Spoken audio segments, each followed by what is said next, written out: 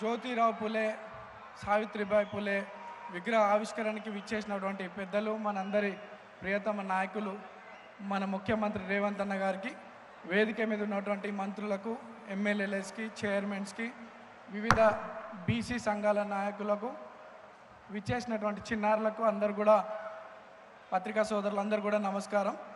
మరి ఈరోజు బీసీల యొక్క పెద్ద దిక్కైనటువంటి ఈ విగ్రహాలు ఆవిష్కరించుకోవడం గొప్ప సంతోషంగా భావిస్తూ, మరి ఆ రోజులలో విద్య పట్ల, విద్య వల్లనే సమాజంలో మార్పు, మహిళలు కానీ సామాజిక న్యాయం కోసం కానీ ఒకరి జీవితాల్లో వెలుగు నింపాలంటే విద్యనే బలమైన కారణం అని చెప్పి పులే దంపతులు గారు ఆ రోజులలో మహిళలకు విద్యను అందించడం కానీ, ఈరోజు సమాజంలో ఇంత మార్పు జరుగుతుందంటే ఆ రోజులు వాళ్ళు తీసుకున్నటువంటి నిర్ణయాలే.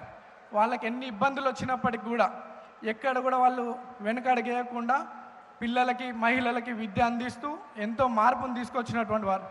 మరి ఈరోజు రేవంత్ అన్న కూడా పిల్లల విద్య పట్ల ఎంత ప్రాధాన్యతను చూపిస్తున్నాడో మీ అందరు తెలుసు. ఇంటిగ్రేటెడ్ స్కూల్స్ కానివ్వండి, వాళ్ళ ఆహార భద్రత కానివ్వండి, అనేక రకాలుగా రిఫార్మ్స్ తీసుకొస్తున్నారు. మనందరి, మీ పిల్లలందరి భవిష్యత్తు బాగుండాలని రేవంత్ అన్న తీసుకుంటున్న నిర్ణయం ఆ రోజుల్లో సావిత్రిబాయి పులే, జ్యోతిరావు పులే గారి యొక్క స్ఫూర్తితో చేస్తున్నటువంటి విషయాలు ఇవన్నీ కూడా.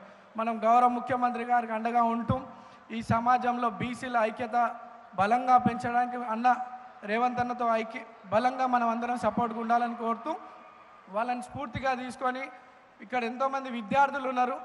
జ్యోతిరావు పులే, సావిత్రిబాయి పులే గారి హిస్టరీస్ మీరు తెలుసుకొని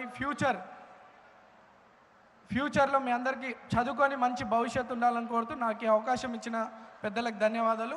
అందరు కూడా బీసీ సంఘాలకి, బీసీ సమాజాన్ని అందరు కూడా శుభాకాంక్షలు. Thank you.